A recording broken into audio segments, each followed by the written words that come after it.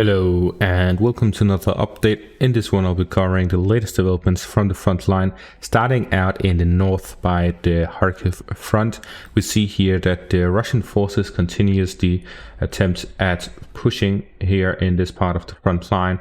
They try to cross over and capture Ukrainian positions by Sinkivka. And according to the latest reports, there are some reconnaissance groups who are also attacking in the direction of Kalinove here on the western bank of the Oskar River. So there is some reconnaissance force by the Russian forces trying to cross over the Oskar River line and attack the village of Kalinove, and then generally fighting by the forest patch here to the southwest of Liman Pershi as Russian forces attempt their offensive operations in the direction of Kupiansk. As for the direction of Bakhmut, we see here that the Russian forces have started doing some counterattacks both to the southern and northern flanks. We see that they have started attempts at fighting back by Klishchiivka, but also here to the south by Kurdyumivka, even further south by Usarianivka across the canal line, and in the northern flank by Berhivka. So here the Russian forces have started increasing their own artillery usage, of which the main change is that the Russians are now also using cluster munitions. Since the Ukrainians received cluster munitions and started using them, the Russians have now significantly increased their own usage of it.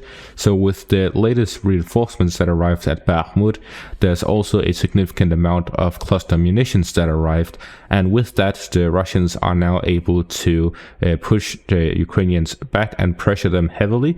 So the Ukrainians have lost some of their positions. They have now become a gray zone in between the Russian-held and Ukrainian-held positions.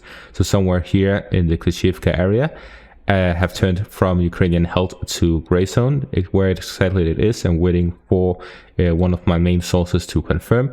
But so far, the only reports is that they have been pushed back slightly and it has become a gray zone. And this is mainly due to the cluster munitions being heavily used by the Russian forces now, as it seems that they have limited the use of cluster munitions, but now that the Ukrainians have received significant amounts of them from the United States, they have also started using it themselves on the Russian side. Then we move on to the Zaporizhzhia and Donetsk fronts, where here by the Robotyne area there's been some very interesting developments. The Ukrainian forces continuously attempt to build up their forces here, and there are some skirmishes spotted by the front line. However, something that we have recently covered footage of is some geolocated video here, which was then geolocated by one of my followers on Telegram. But the video showcases a new graveyard of Ukrainian vehicles. This one has 7 vehicles, and it's, as shown in the video here, it is actually geolocated to be in the area right here to the northeast of Robotyne. And with the geolocation being that the area right here is similar to that of the video, and then there's a few new road here through the fields. However, that is due to the tanks driving through and clearing the mines, and this one has gone away due to the overgrowing of the grass and so on, due to the lack of presence of any forces here. Most of these dirt roads are only existing because of the transfer of vehicles through them. So with the lack of transfer between the east and the west, this road has overgrown.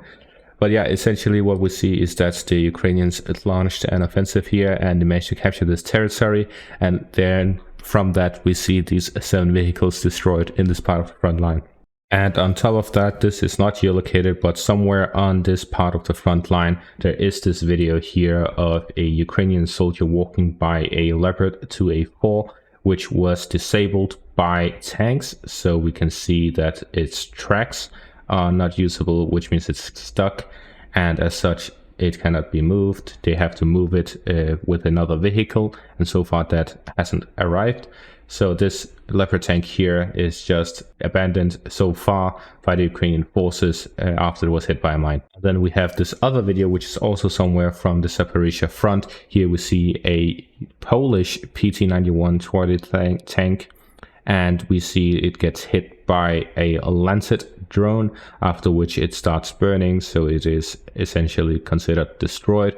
And the final video from this part of the front line is of this Ka-52 helicopter hitting Ukrainian armored vehicles somewhere on this part of the front line. So as we can see, we have Lancets, we have artillery, we have helicopters on the Russian side, and we have wave after wave of armored vehicles on the Ukrainian side.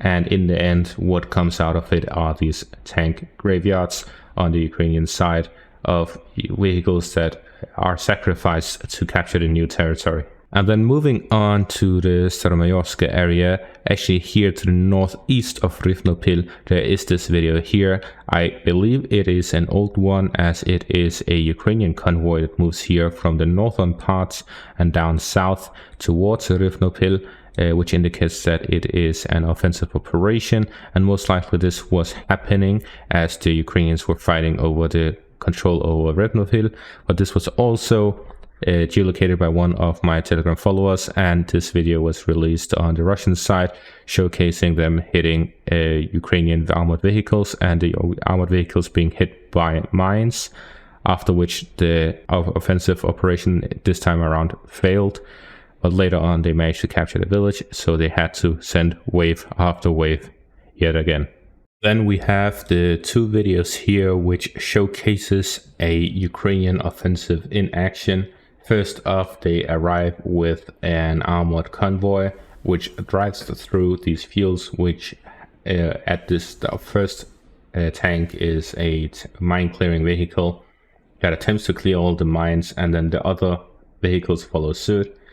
As soon as one of these vehicles gets destroyed, blown up by a mine or artillery or anti-tank gun missiles or helicopters or whichever weapon the Russian forces use, the others then attempt to retreat as they cannot pass further ahead of this location, and then they go around the other vehicles that have already passed.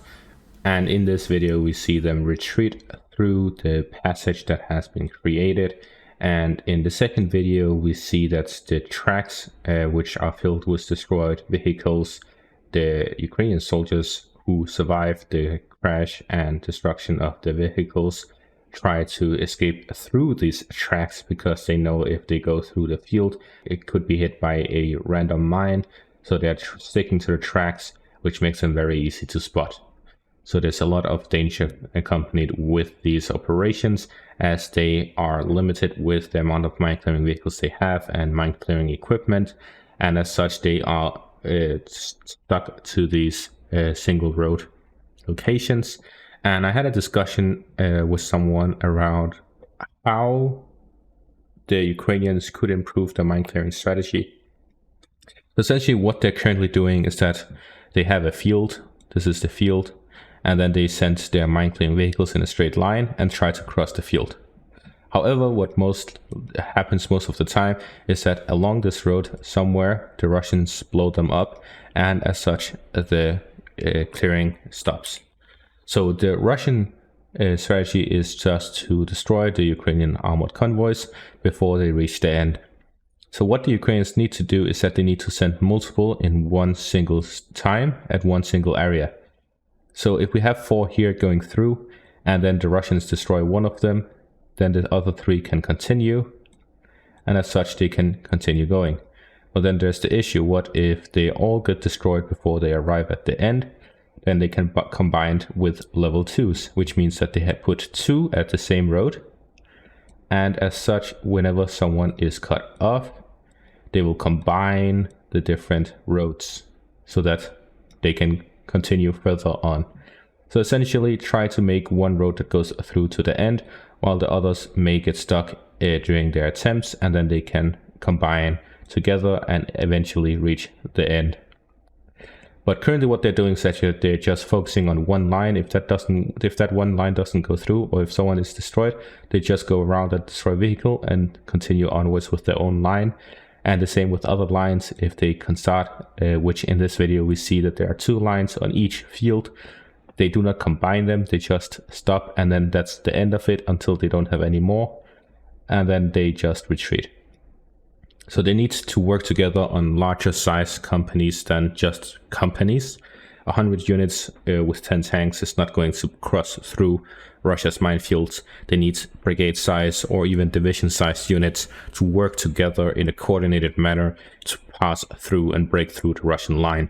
So the biggest issue the Ukrainians have right now is that they cannot coordinate the large amount of forces they need to actually break through the minefields, because currently the reason for the lack of Ukrainian success is even if they reach this point and get stopped here, when they then arrive the next day, the Russians have just placed new mines in those fields and they have to start all over again.